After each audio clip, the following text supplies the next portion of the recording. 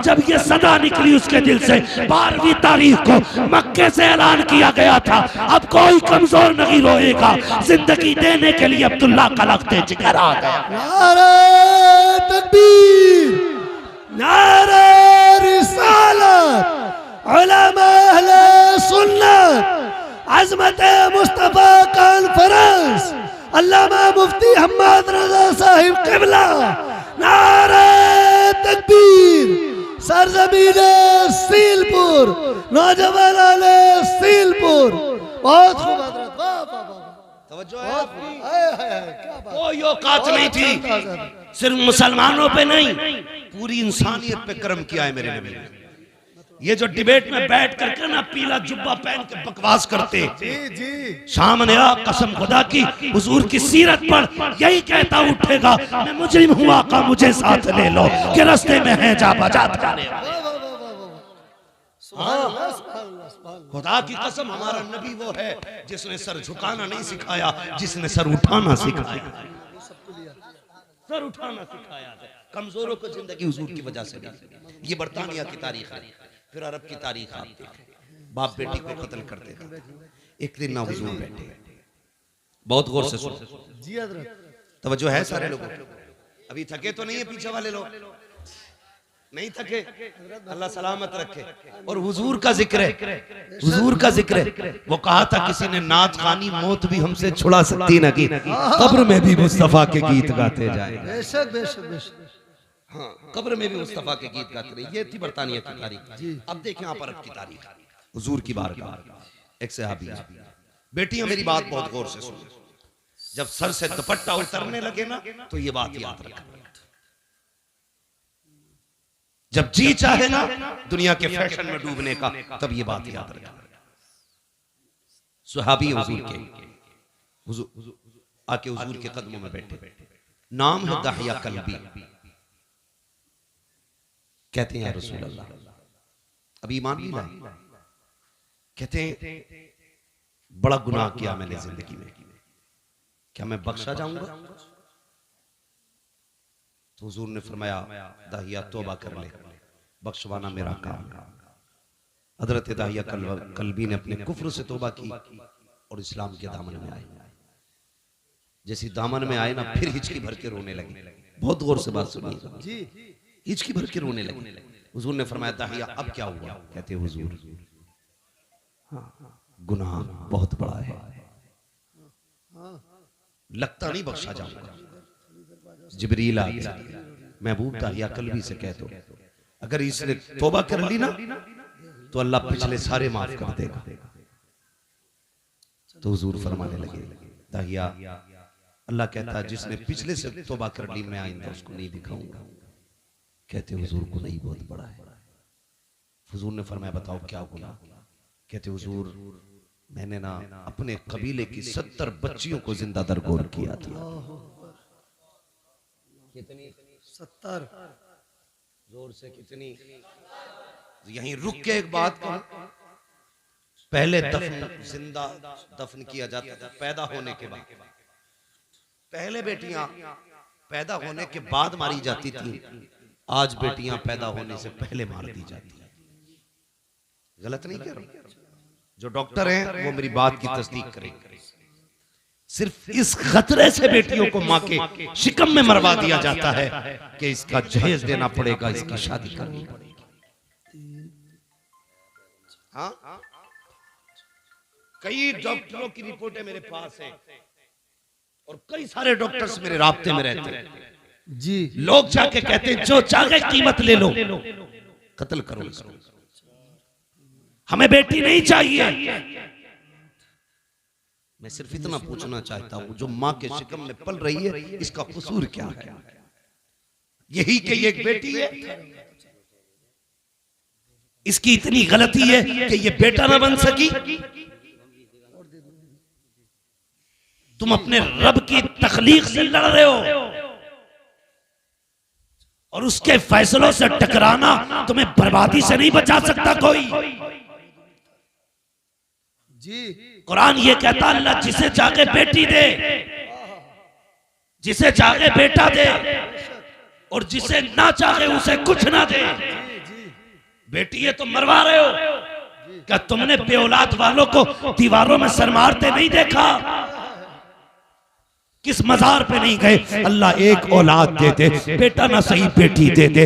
भीख मांगते देखा है मैंने लोगों को, जब उन्हें देखता हूं तो हैरत होती है। मैंने कहा एक ये है जिन्हें कुछ नहीं मिला तो तड़प रहे हैं, एक वो है जो बेटियों को माँ के शिकम में मार देते हैं। तुझे क्या लगता है जिस बेटी को तूने माँ के शिकम में मारा उसको कोई नहीं जानता था? कई बार तो ऐसा हुआ जब बच्चियां माँ के शिकम में बड़ी हो जाती हैं, दवाओं से नहीं मारी जा सकती, उनको काट काट के जिस्म से निकाला जाता है। वो बता तो सही, तेरे पैर में कांटा लग जाए, तेरी आंख निकल जाती है, नाखून काटते वक्त ब्लेड लग जाए, तेरी चीख निकल जाती है, पैर में शीशा लग जाए, लंगड़ा के चलता है, इतने से जख्म से तेरे होश उड़ जाते हैं। बता तो सही, जिस बेटी की माँ के शिकम के अंदर पैर काटे जाते होंगे उस बेटी पे क्या गुजरती होगी? जिसके आज़ा के टुकड़े किए जाते होंगे उस पे क्या गुजरती होगी? और यार तेरे पास जबान है, तू चीख के कहता है, ठोकर लगे तो कहता हाय माँ, कांटा लगे तो कहता हाय माँ, दर्द हो तो कहता है हाय माँ। बता तो सही, वो बेटी जो शिकम के अंदर है, जिसको काटा जा रहा है, वो किसे पुकारेगी, किसको आवाज देगी? तो याद रख, उसे कोई सुने ना सुने, लेकिन खुदा की कुदरत सुन रही है, खुदा की रहमत देख रही है। अगर तेरी वजह से कोई बेटी पेट में मारी गई, अल्लाह उस वक्त तक जन्नत नहीं देगा जब तक उसकी एक एक आंख की कीमत ना ले लेगा। और याद रख, मैं इसलिए कहता हूँ, आज ले उनकी पनाह, आज मदद मांग उनसे, कल न मानेंगे कयामत में आकर मानेंगे। सुभान अल्लाह, सुभान अल्लाह, सुभान अल्लाह। बहुत खूब हजरत, वाह वाह वाह। बेशक बेशक। कल भी बेटियां मारी जा रही थी, जी आज भी मारी जा रही है। फर्क है, कल बचपन में मारी जा रही थी, आज निकाह के बाद मारी जा रही है। जी, बहुत अच्छा पैगाम है, बहुत अच्छा पैगाम। अभी चंद दिन पहले की खबर है, एक बच्ची को सिर्फ इसलिए निकाल दिया गया घर से कि वो ससुराल वालों की मनपसंद का बेड नहीं लाई, उनकी पसंद का सोफा नहीं लाई थी, उनकी पसंद का सामान नहीं लाई थी। खुदा का वास्ता यार, खत्म करो ये तमाशे, खत्म करो। अगर हम नहीं बदलेंगे ना तो फिर कुछ नहीं बदलेगा। जी बेशक। ये सुन लेना मेरी बात, अगर हम नहीं बदलेंगे तो ये फिर कुछ नहीं बदलने वाला। खत्म करो यार, बेटियों के आंसू नहीं देखे जाते, नहीं देखे जाते आंसू बेटियों के। यार किसी को खाली हाथ भी लेके आप फिर देख खुदा कितना देता है। जी मेरे हुजूर ने कितनी निकाह की है? एक रिवायत के मुताबिक 9 निकाह फरमाए, दूसरी रिवायत के मुताबिक 11 निकाह फरमाए, है ना? 9 ले लो या 11 ले लो, एक रिवायत दिखा दो जिसमें हुजूर ने जहेज मांगा। जी है ना? नारे कितने बड़े लगते हैं, गौस का दामन नहीं छोड़ेंगे। जी मुहर्रम आ रहा 10 दिन तो बिल्कुल ऐसा हो जाएगा, मुंह के बल गिर जाएगा जैसे करबला से अली आ रहा। हाँ ना? 10 दिन। एक तो ये कह रहा ढोलक बजा रहा मस्जिद क्या गई, उससे कहे नमाज का टाइम हो गया, तो कह रहा इतने 10 दिन मस्जिद कहीं और ले जाओ, ये ढोलक यही बजेगी। ये है हमारी हकीकत भाई, सच है हम उनके नाम पे जिंदा हैं। ये भी सच है कि उन्हीं के नाम पे बख्शे जाए, लेकिन इतनी सच्चाई और बना, जो किरदार उनका था वो किरदार अपना बनना है ना? आपके गांव में तकरीबन 3000 वोट है, मुस्लिम वोट लगभग, आबादी काफी होगी। ये वोट कम होते हैं, आबादियां ज्यादा होती हैं। बड़ा मजा आता है, आपस में वोट भी कटवाते रहते हैं, आपस में ही काटते रहते हैं, अपने लोगों को लिस्ट से बाहर करते रहते हैं। कल एनआरसी होगा, फिर क्या होगा? ये सितम न करो किसी पे, हाँ बेईमानी करने के लिए किसी का नाम न कटवाओ।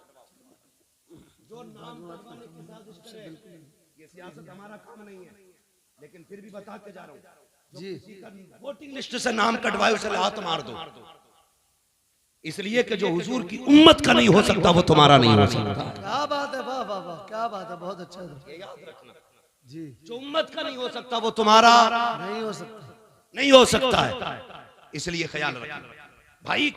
तू जीते या हारे ये तो रब की तकदीर है, मगर किसी का हिंदुस्तान में रहने का हक न छीन। जी मालूम है कभी कभी एक वोटिंग लिस्ट में नाम ना हो तो एक इंसान को कितनी दिक्कतें हो जाती है। सब जानते हुए भी सितम करते हो, अल्लाह को मुंह दिखाना है। बेशक बेशक फिर धनिया 5 साल रहेगी, जी 2.5 साल में भी मर सके, जी, बहुत अच्छी बात और अगले दिन भी कोई गोली ठोक सके। जी मरे जीत के ला रहे थे वो क्या बोलते हैं उसको भाई, कागज जो दिया जाता बाद में, जी, पर्चा खरीद के, प्रमाण पत्र ला रहे थे जी, घर तक ना पहुंचे, वो लिस्ट में वही कफन में लग गई। अल्लाह मौत का कुछ पता है जी, नहीं ना, अल्लाह रसूल की रजा के लिए जी, बेशक बेशक, सिर्फ अल्लाह रसूल की रजा के लिए। भाई मैं जो बात अर्ज कर रहा था, तवज्जो करें मेरी बात, अल्लाह तौफीक देना तो किसी से डिमांड नहीं करना। बेशक बेशक, कई बेटियां मार दी, और एक बच्ची का खुद फोन आया, उसने कहा मौलाना अल्लाह ने 2 बेटियां दे दी हैं, 1 साल हो गया मेरा शौहर बुलाने लगा। अल्लाह अकबर, कहती मेरे बाप ने मुश्किल से रुखसत किया था मुझे, मुश्किल से रुखसत किया था। वो कहती है लेकिन मैं 1 साल हो गया बाप के घर। कहती मेरा बाप मुझसे ये तो नहीं कह सकता निकल मेरे घर से, क्योंकि उसकी बेटी हूं, लेकिन मुझे ही पता मेरा बाप कितनी मुश्किल से गुजारेगा। मैंने कहा बात क्या? उसने कहा तावीज़ कर दें आपके मेरा शौहर लेने आ जाए। मैंने कहा वजह क्या? उसने कहा खुदा ने 2 बेटियां दी।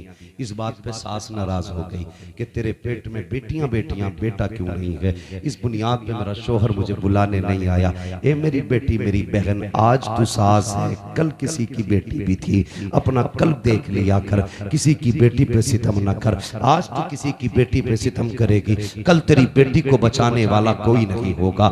याद रखिएगा, हर बंदा चाहता है मेरी बेटी शहजादियों की तरह जिंदगी गुजारे, मेरी घर की बहू नौकरानी की तरह जिंदगी गुजारे। याद रखिएगा, अगर तुम चाहते हो कि तुम्हारी बेटी के नसीब अच्छे हो तो जिम्मेदारी तुम्हारी बनती है तुम दूसरे की बेटी को इज्जत दो, अल्लाह तुम्हारी बेटी को इज्जतों के ताज अता फरमा दे। बेशक बेशक, हम नहीं करते ये, हम या रसूल अल्लाह, या रसूल अल्लाह, जिंदाबाद जिंदाबाद। हजरत दाहिया कल भी है, आके बैठ गए, बात बढ़ जाएगी, वक्त बहुत तेजी से गुजरता जा रहा है। आके बैठ गए, या रसूल अल्लाह गुनाह बहुत किया, 70 बेटियां मारी। काफिर का दिल नहीं पसीजा, लेकिन 2 बार हुजूर हाथ कांप गए। मेरे हुजूर ने फरमाया कब? कहने लगा ये जो आखिरी बेटी मारी है ना, इससे पहले मैं अपनी 7वीं बेटी को ना कुएं में फेंकने गया। कहते मैंने जब कुएं में बेटी को फेंका ना, उसने उछाला लिया, बाहर आई, उसने कहा था मेरे अब्बा मैं डूब रही हूं। बस इतना सुनना था, हुजूर की हिचकी बंद गई। हुजूर फरमाते फिर क्या उस बेटी ने क्या कहा? हुजूर जब डूब के ऊपर उठी ना, उसने कहा अब्बा मुझे बचा ले, अब्बा मुझे बचा ले। हुजूर की नबुव्वत वाली आंखें बरस गई। कहती या रसूल अल्लाह, अभी इस गम से उभरा ना था कि परदेश जाने लगा, खुदा ने फिर बेटी दे दी। मुख्तसर बता रहा हूँ। कहते खुदा ने फिर बेटी दे दी, वो बीवी ने छुपा के 6-7 साल पाली। कहती या रसूल अल्लाह, बच्ची बड़ी हो गई, मैं घर आया ना, एक दिन दरवाजा खटखटाया, दरवाजा बंद था। मैंने कहा कौन? कहा कि तू कौन? कहा मैं इस घर का मालिक हूँ। अंदर से आवाज आई, अगर तू इस घर का मालिक है तो मैं मालिक की बेटी हूँ। कहा इतना कह के दरवाजा खुला, बच्ची मेरे कदमों से लिपट जाती है। या रसूल अल्लाह, वो पहला प्यार बेटी का, कभी कदमों से लिपटती, कभी दामन खींचती। कहती थी अब्बा परदेश गया था, 7 साल हो गए। अम्मी कहती थी तू परदेश गया है। अब्बा जब मैं किसी के बच्चों को बाप से प्यार करती देखती थी, तेरी याद आया करती थी। ए मेरे बाप, इस दिन का बड़ा इंतजार था, उठा मुझे सीने से लगा ले। कहते हैं या रसूल अल्लाह, बेटी का लहजा था, मैं परेशान हो गया, मुझे तो नफरत थी बेटी से, मगर हैरत थी या रसूल अल्लाह, बच्ची अपनी जिंदगी के दुख दर्द सुनाती रही, लेकिन मुझे कोई तरस नहीं आया। इतना सुना, नबुव्वत वाली आंखें बरसती जा रही हैं। हजरत उमर को जलाल आ गया। कहते दाहिया जबान बंद कर, देखता नहीं हुजूर किस दर्द के साथ रो रहे हैं। आका ने फरमाया उमर चुप हो जा। दाहिया बता फिर क्या किया उस बेटी के साथ? कहते या रसूल अल्लाह, मैंने बच्ची को धक्का दिया, अपने बिस्तर पे लेट गया। या रसूल अल्लाह, जब रात आई है, मेरी बच्ची मेरे पैर दबाने बैठ जाती है, रात को चादर उड़ाती है, सुबह को या रसूल अल्लाह सवेरे आई, मेरे चेहरे से कपड़ा हटाया, मेरे माथे को बेटी ने चूमा के कहती अब्बा उठ जा सवेरा हो गया के। यार जो बेटी वाले हैं वो एहसास करेंगे, तुम प्रदेश से वापस आते हो सब सो जाते हैं, बेटियां जागती रहती हैं, अगर तुम रात को आते हो कहती अब्बा ठहर जा गर्म रोटी बना देती हूँ। अगर बेटी कितनी गरीब क्यों ना हो, बाप परदेश से आता है, बेटियां चूल्हे जला दिया करती हैं, मेरा बाप है ठंडा खाना नहीं खिलाना है, मेरा बाप है ठंडी रोटी नहीं खिलाना है। ये बेटियों के रिश्ते बाप से होते हैं, खुदा का वास्ता कभी बेटियों को हकीर न समझना, बेटियों को कमतर न समझना। जो कुर्बानियां बेटियां दे जाती हैं वो कभी बेटे नहीं दिया करते हैं। अल्लाह अकबर। दाहिया कल्बी कहते हैं या रसूल अल्लाह बेटी मेरे पैर दबाती है, इतना प्यार मुझसे करती थी आका मेरे सीने में प्यार जागने लगा, इतना प्यार जागा कि मैं उससे मोहब्बत करने लग गया। अब आका कभी बेटी को कंधे पे बिठाता, कभी सीने से लगाता। एक दिन बेटी कहने लगी अब्बा मुझे कभी मेले लेके जा, कभी बाजार दिखा। कहते या रसूल अल्लाह मेरी बेटी के इसरार थे। अल्लाह अकबर। कहते एक दिन मार्केट में था, बाजार में था, किसी ने कहा दहिया कहा जी, कहा ठहर तो सही, कितना बड़ा चालाक है तू, अपनी बेटी को बचा के हमारी बेटियां कत्ल करके कितने सुकून से जी रखा है। अल्लाह अकबर। कहते हैं जब हुजूर इतना ताना दिया ना मैं बर्दाश्त न कर सका, घर आया, शाम का इंतजार करने लगा। जब रात आई ना मेरी बेटी अपनी माँ के आंचल तले सोई थी, मैंने रात को उठ के आहिस्ता से आंचल उठाया, जैसी माँ की गोद से बेटी को हटाया, वो कुछ कहना चाहती थी, मैंने उसके मुंह पे हाथ रख दिया, या रसूल अल्लाह मैंने उसे बोलने न दिया। इसी हालत में बस्ती के बाहर लाया। बच्ची कहने लगी अब्बा किधर जा रहा है? मैंने कहा बेटी दावत में जाना है। बच्ची साथ चल रही है। या रसूल अल्लाह मैं नंगे पैर तब पत्थर पैर में लगा, खून बहने लगा। बेटी ने कहा बाबा तेरे पैर से खून बह रहा है। मैंने कहा बेटी कोई बात नहीं। उसने कहा बाबा जिस रोटी के लिए बाप के पैर का खून बहाना पड़े हमें वो रोटी नहीं चाहिए, बाबा लौट चलो। कहा लेकिन आका मेरे सिर पे जुनून सवार था, मैं नहीं पलटा, आगे बढ़ा। जंगल आ गया, सूरज निकल आया, रेतीली वादी थी, मैंने मिट्टी हटाई। बेटी कहने लगी अब्बा क्या कर रहे हो? कहा बेटी खेलना है। मेरी बेटी भी साथ लग गई, वो मिट्टी हटाती जाती, मैं भी मिट्टी हटाता। कहते या रसूल अल्लाह आज भी वो कयामत भरे उसके लम्हे याद आते हैं। कौन से दगिया? कहा का जब माथे पे पसीना आया अपने दुपट्टे से उसने मेरा पसीना साफ किया। या रसूल अल्लाह बेटी नहीं जानती थी यह खिलौना नहीं है, मेरी मौत का खड़ा खुद रहा है। बेटी को ख्याल तक ना था मुझे इसी में दफन किया जाएगा। या रसूल अल्लाह गड्ढा खुद के तैयार हुआ। मैंने बच्ची को करीब बुलाया, बच्ची आके मेरे चेहरे को देखने लगी। अब बाप क्या करेगा? कब मैंने बेटी को धक्का दिया, बेटी गड्ढे के अंदर गई। कहते बेटी मुझे देख के मुस्कुराती रही, वो सोच रही थी ये खेल रहा है, लेकिन या रसूल अल्लाह मैं खेल नहीं रहा था, मैंने मिट्टी डालना शुरू की। बेटी मुस्कुराती रही। या रसूल अल्लाह मिट्टी पड़ते पड़ते सीने तक आ जाती है। इतना जुमला कहा दगिया कल्बी की जबान कांप जाती है, होठ बंद हो जाते हैं। आका कहते दगिया फिर क्या किया? कहते आका हिम्मत नहीं हो रही है, कैसे बताऊं? कहते बता ना फिर क्या किया? कहते आका जब सीने तक मिट्टी आ गई बच्ची का दम घुटने लगा। कहती है अब्बा अब बस हाथ रोक ले, मिट्टी ना डाल, अब सांस नहीं आ रहा है, दम घुटने लगा है। आका जब बच्ची ने इतना कहा मैंने हाथ नहीं रोके, बच्ची के मिट्टी गले तक आ गई। बच्ची को ये लगा कि मैं उसको बचाऊंगा नहीं, हाथ नहीं रोकूंगा। उसने कहा अच्छा एक बात बता बाबा, मुझे मारना चाहता है, कत्ल करना चाहता है? बच्ची ने कहा था ए मेरे बाप मुझे कोई शिकवा नहीं है, कोई शिकायत नहीं है, बस इतना बता दे अब्बा मुझे कत्ल क्यों करना चाहता है? क्या तुझे मेरी सूरत अच्छी नहीं लगी, या मेरी आदत अच्छी नहीं लगी, या तुझे लगता है मैं तुझ पे बोझ बन जाऊंगी? ए मेरे बाप तुझे लगता है मैं खिलौने मांगूंगी? अगर तुझे ये लगता है मैं तेरे ऊपर बोझ बनूंगी तो मेरे बाप तेरी बेटी वादा करती है यहाँ से निकाल ले, मुझे मौत ना दे, मुझे निकाल के छोड़ दे, मैं किसी गरीब के छप्पर में गुजारा कर लूंगी, कभी तेरे सामने नहीं आऊंगी। ए मेरे बाप अगर तुझे मेरी सूरत अच्छी नहीं लगी तो मेरे बाप मुझे निकाल दे, कभी तेरी नजरों के सामने नहीं आऊंगी। ए मेरे बाप अगर तुझे लगता है मैं तुझसे रोटी का सवाल करूंगी, सारी जिंदगी फाके से काट दूंगी लेकिन रोटी नहीं मांगूंगी। ए मेरे बाप मुझे निकाल ले। जब कहते हैं मैंने नहीं रोका हाथ, उसने कहा था बाप अगर कत्ल ही करना चाहता है तो बस इतना बता तेरी बेटी का कसूर क्या है, मेरी खता क्या है? कहते आका आका। उसने इतने जुमले कहे,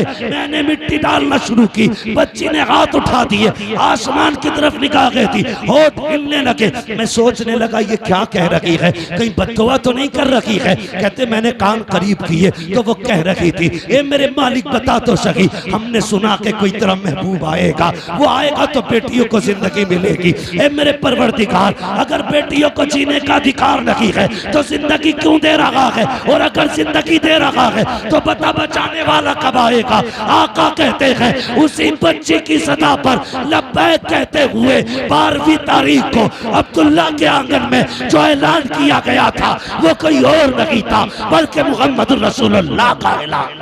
नारा तकबीर, नारा रिसालत, उलमा अहले सुन्नत, अज़मत मुस्तफ़ा कॉन्फ्रेंस, आमद मुस्तफ़ा, सरकार की आमद, दिलदार की आमद, प्यारे की आमद, मदनी की आमद, मक्की की आमद, अल्लामा मुफ्ती अहमद रज़ा साहिब क़िबला, सरज़मीरे सीलपुर, नारे तकबीर। बहुत खूब हज़रत, वाह वाह वाह वाह वाह। फिर तारीख बहुत पढ़ी, अच्छे, बहुत अच्छे। हुजूर आए, बेटी हो मेरी बेटी, अगर कोई कुत्ता तुझे गाड़ी का लालच दे, सोने का लालच दे, लात मार देना, कह देना तू उतना नहीं दे सकता जितना हमें हमारे नबी ने दिया। उतना नहीं दे सकता कोई भी जितना हमें हमारे नबी ने दिया। फिर हुजूर ने 40 साल जिंदगी गुजारी। 25 साल की उम्र में मेरे नबी ने बेवा खदीजतुल कुबरा से निकाह किया, बेवा से निकाह किया, और 25 साल गुजारे बेवा के साथ। कितने साल? जोर से कितने? 25 साल एक बेवा के साथ गुजारे।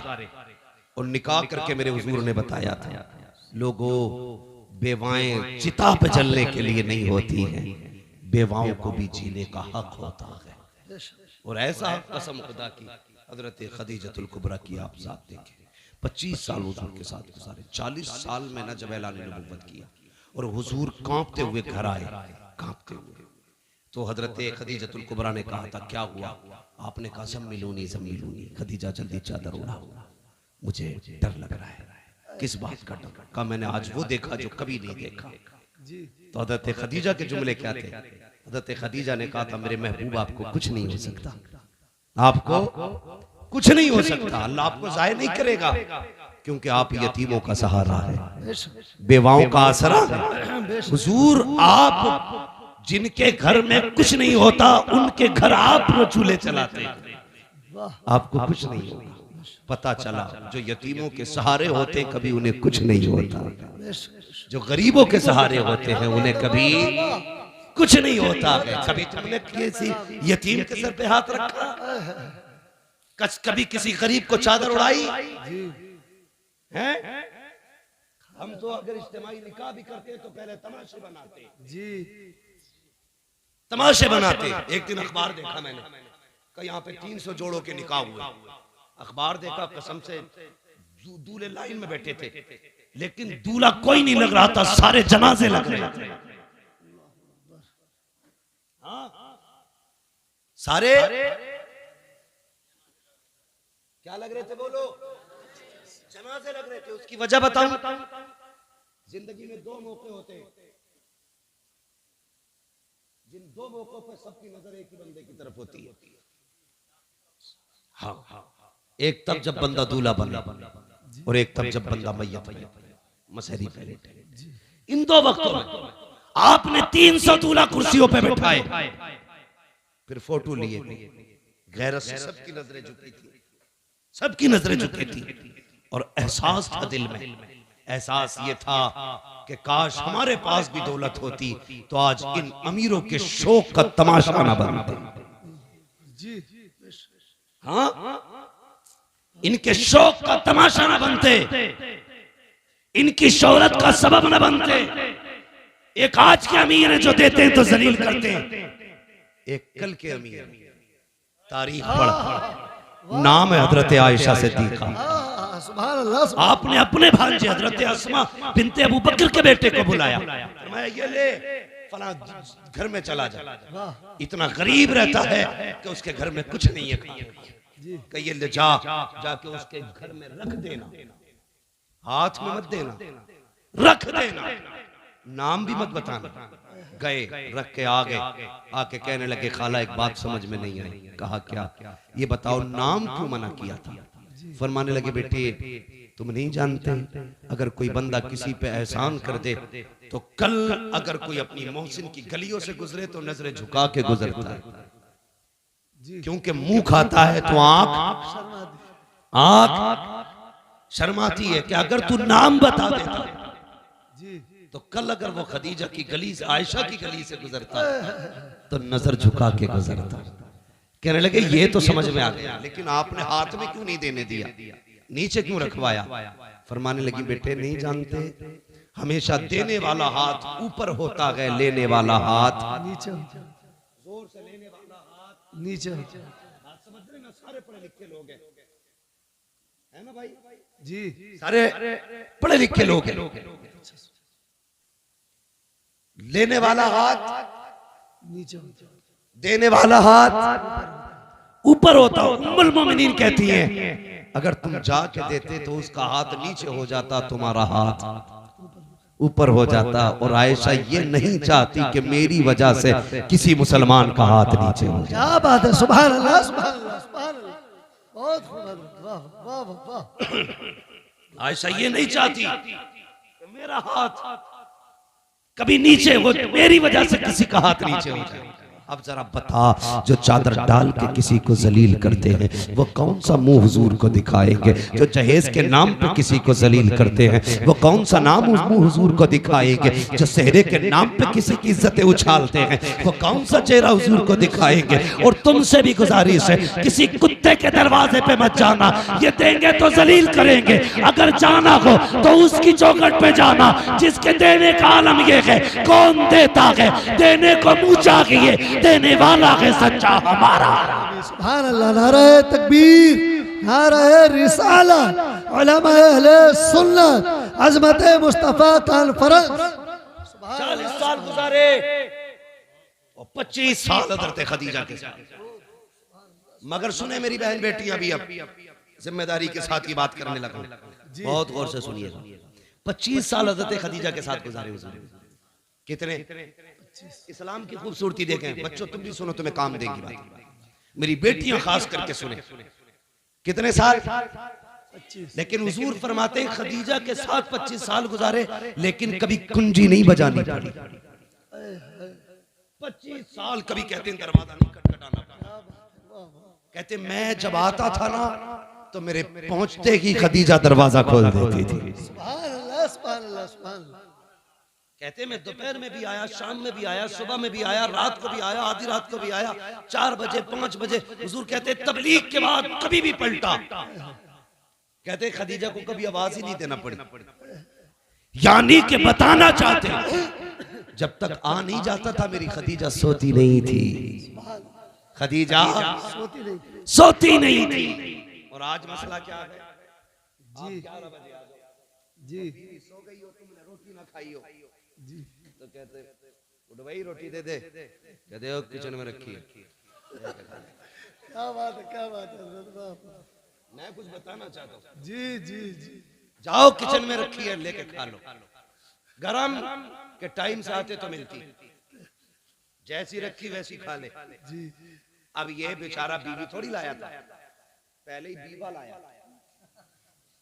क्योंकि बीवा जी जी बीवी वो होती है जो कुरान और दीन वाली होती है। वाह वाह वाह, इसे पता ही नहीं शोहर क्या है। मसला एक और भी है भाई, क्यों उठे ये तुम ही बताओ, क्यों उठे 11 बजे तुम्हारे लिए? तुमने कोई इसे घर में लाके एहसान थोड़ी किया, इसके बाप ने 10 लाख में दामाद खरीदा था। बेशक बेशक। अब नहीं उठेगी वो जी जी, उठेगा बेटे 3 बजे रोटी 3 मिनट उठे। बहुत अच्छा पैगाम है, बहुत अच्छा। उसके अब्बा ने दामाद नहीं गधा खरीदा, कि जब जब गाड़ी अटकेगी यही खींचेगा। यही खींचेगा। गलत नहीं कह रहा हूँ जी जी, हक बात है हजरत। तू जी, इसलिए कि तेरे बाप ने जीभ लंबी करके 10 लाख लिए थे, जी जी जी, वो मौज में खा गई, जी, तो उसके बाप ने गधा खरीद के दिया था। हाँ जो दीनदार लाएंगे उसे पता है शोहर क्या, तो उठा के कहती उठ किचन में ले ले, पानी किधर है तो खुद देख ले, तो बेचारा उल्टी सीधी खा के सो रहा, सुबह को पेट खराब। ये अजाब है आज की बीवियां। जी और देख खदीजतुल कुबरा की जात, हुजूर आए, सुने हुजूर आए, जैसी हुजूर आए ना हजरत खदीजतुल कुबरा ने दरवाजा खोल दिया। आका फरमाते खदीजा एक बात बता, मैं कभी खांसता भी नहीं, तुझे कैसे पता चल जा मैं आ गया? अब आपका जवाब सुनो। कहती या रसूल अल्लाह ये तो दरवाजा है, आप पहले वाली चौक में होते ना तो आप वहां होते हैं, आपकी खुशबू मेरी नाक में आपसे पहले आ जाए। सुभान अल्लाह सुभान अल्लाह सुभान अल्लाह। आला हज़रत क्या कहते हैं, उनकी महक ने दिल के गुंजे खिला दिए हैं, जिस राह चल दिए हैं कूचे बसा दिए। कहते आप वहां होते, खुशबू यहाँ होती है।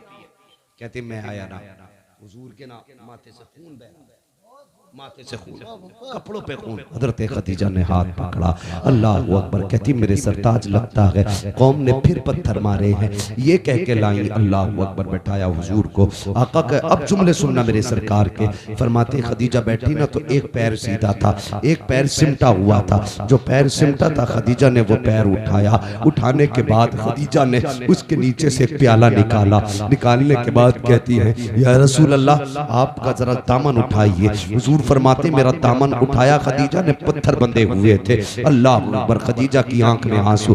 आपने प्याला लिया, उसमें चंद बोटियां रखी हुई थी। हुजूर फरमाते खदीजा ने मेरी तरफ कर दी। कहते मैंने हाथ पकड़ा, मैंने सबसे पहले बेटियों की तरफ देखा। मैंने कहा खदीजा बेटियां कहाँ हैं? कहा हुजूर ये सो रही हैं। कहते जब मैंने बेटियों की नजरों पे आंखों पे निगाह डाली, आंसुओं के निशान मौजूद थे। मैंने कहा लगता है खदीजा आज फिर बेटियां रोते हुए सो गई हैं, बताओ ना क्यों रोई है मेरी बेटियां? हजरत खदीजा कहती है या रसूल अल्लाह भूखी थी, खाना मांगते मांगते रोती हुई सो गई। अल्लाह अकबर। इतना सुनना था। आका करीम फरमाते हैं खदीजा अगर मेरी बेटियां भूख की वजह से रोते हुए सोई हैं तो फिर ये गोश्त मेरी बेटियों को क्यों नहीं खिलाया? हजरत खदीजा की आंख में आंसू आ गए। कहती या रसूल अल्लाह ए आका करीम आप भूख की वजह से इतने निढाल हैं, आपके पेट से पत्थर बंधे गए। ए आका अगर भूख की वजह से हमें कुछ हो गया तो सिर्फ हमारा नुकसान होगा, फातिमा को कुछ हुआ मेरा नुकसान हुआ।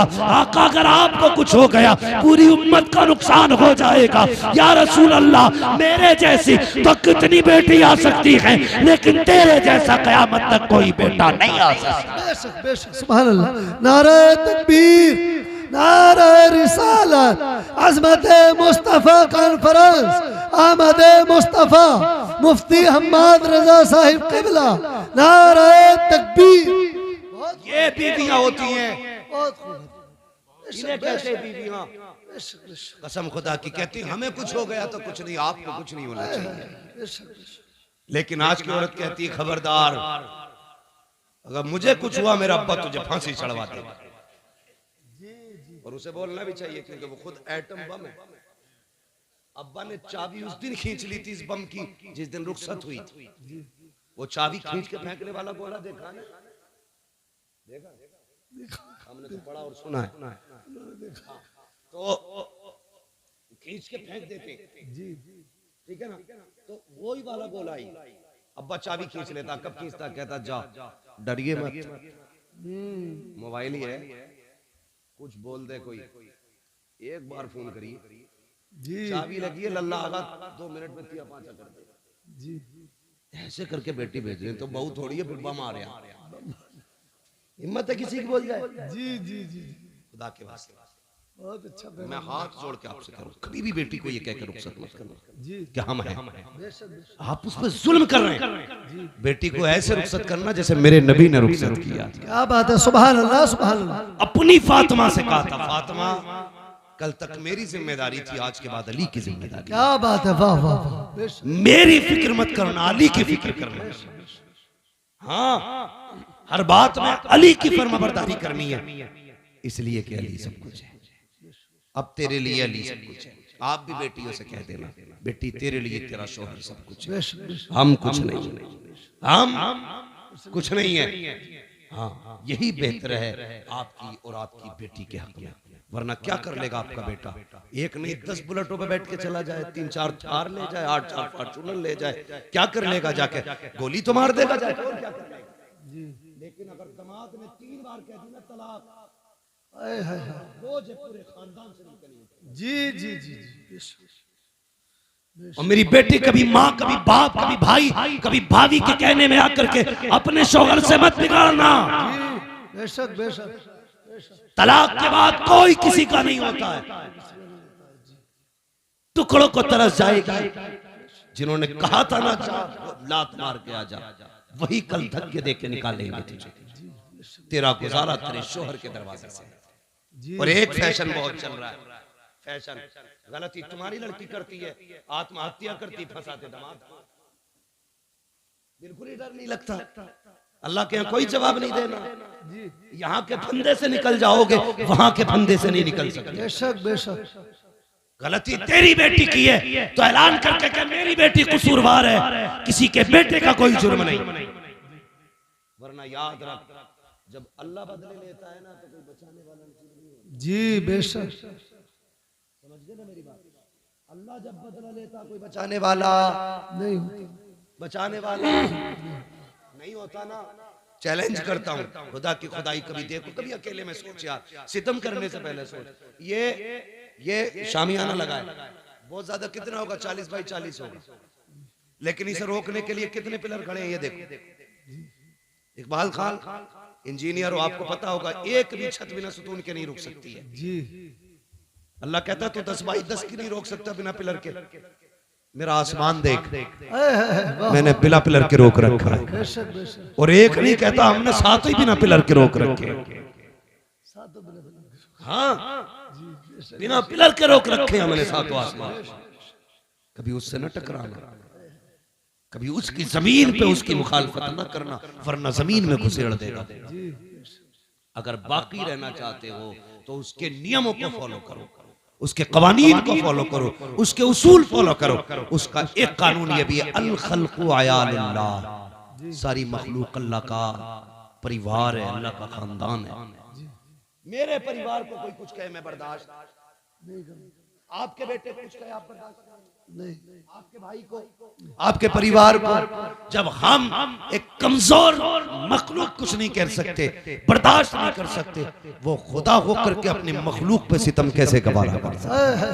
बेशक बेशक। तो अगर जुर्म तेरी बेटी का हो तो कभी दामाद को मत फंसाना, याद रखना, वरना अल्लाह इतना रुलाएगा कोई आंसू पोंछने वाला नसीब नहीं होगा। ये बड़ी तेजी से ड्रामा चल रहा है, जाओ जाके देखो। कई लोग कहते दुआ कर दो, बीवी ने फंसवा दिया। अल्लाह तौबा, बीवी नहीं फंसवा दिया, जो शरीक हयात थी, जो हम सफर थी, वही मुकदमा करे बैठी है। अगर बेटियां ऐसा करेंगी तो कोई भरोसा नहीं करेगा। इसलिए मेरी गुजारिश है, खुदा के वास्ते बेटियों को समझाइए, बेटियों को कनीज़े फातिमा बना के भेजिए, वो तेरे लिए भी जन्नत बनेगी, शोहर के लिए भी जन्नत। बेशक बेशक। सुभान अल्लाह। और अगर नहीं समझाओगे तो वो तुम्हें भी जहन्नम में डाल देगी, ससुराल को भी जहन्नम बना देगी। इसलिए जरूरी है मुस्तफा का किरदार अपनाया जाए, निजाम मुस्तफा को फॉलो किया जाए।